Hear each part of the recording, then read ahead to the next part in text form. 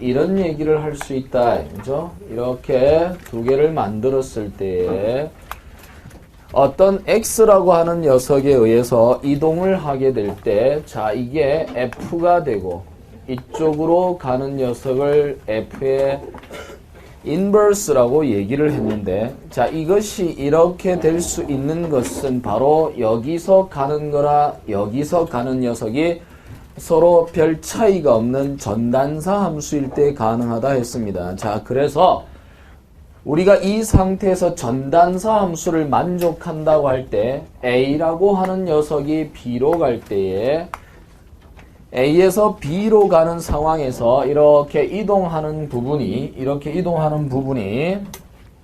이렇게 한 녀석이 이렇게 F라면 이렇게 가는 녀석이 F의 인버스다라는 사실을 우리가 깨우칠 수가 있고요. 그러면 그 결과에 따라서 F의 A라고 하는 녀석이 B가 될 때 F의 인버스라고 하는 놈의 B는 A라는 식으로 우리는 고정을 할 수 있다.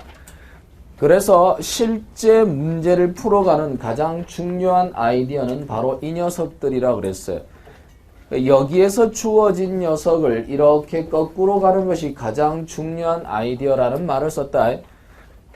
B라고 하는 녀석이 결국에는 알고 보면 FA랑 같은 뜻이기 때문에 FA를 여기다가 집어넣으면 F 인버스에 F의 A는 A라는 아이디어가 된다고 저번 시간에 얘기를 했고, 그래서 요 녀석을 표현하면 인버스의 F가 이렇게 해서 A가 되고 자기 자신이 자기 자신으로 가도록 만들어주는 이 함수를 우리는 항등함수 identity function이라고 해서 i라는 걸로 써서 이것이 바로 역함수의 정의가 된다 이 말.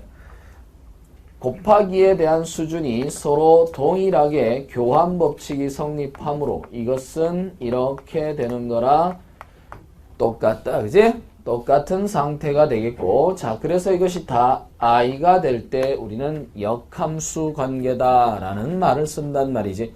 여기서 우리는 또 다른 얘기를 할 수 있는 것이, 그렇다면 F의 컴포지션 G 컴포지션 F는 원래는 같은 값이 아니라고 했는데 이 두 개가 동일하면서 i가 된다면 이때 우리는 F는 G의 역함수이고 G는 F의 역함수다라는 사실도 우리가 깨우칠 수가 있다 이 말이지.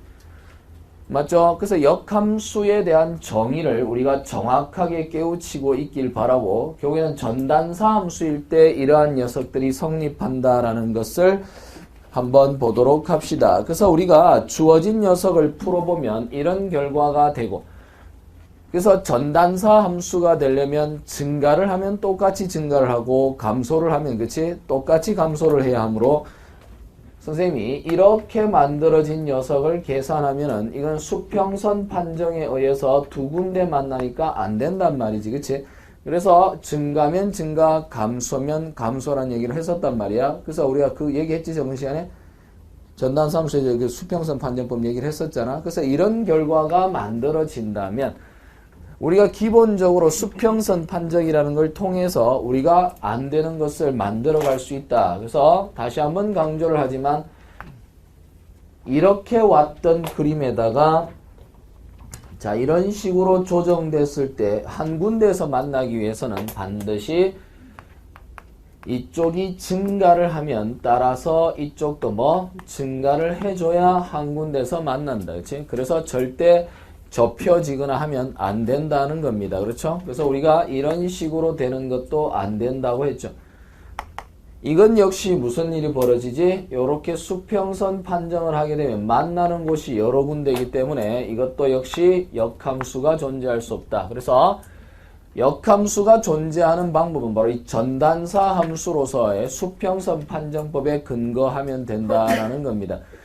이러한 방법에 의해서 만나는 게 한 군데에서 만나야지 이렇게 접히거나 이렇게 되면 한 군데가 아닌 두 군데에서 만나므로 x값이 조정되어 있는 한 개의 x값에 y도 똑같이 하나가 만들어지긴 하지만 거꾸로 따지면 y에 해당되는 x가 2개 이상 나오므로 이거는 전단사가 될 수 없다라는 중요한 아이디어를 깨우치면 되겠고, 실제 시험 문제에 적용해서 푸는 방법은 바로 이 방법이 가장 중요한 방법이다라는 사실을 잊지 말고 역함수를 구해서 풀어가는 것은 의미가 없다라는 겁니다. 자, 여기서 우리는 또다시 무슨 얘기를 할 수 있냐 하면, 이쪽에 주어져 있는 녀석이 y값이고 실제로는 여기가 x값이라면 x와 y가 실제로는 x를 대입해서 y를 찾아내는 과정이 인버스 펑션이 되면 y를 대입해서 x로 가는 과정으로 바뀌기 때문에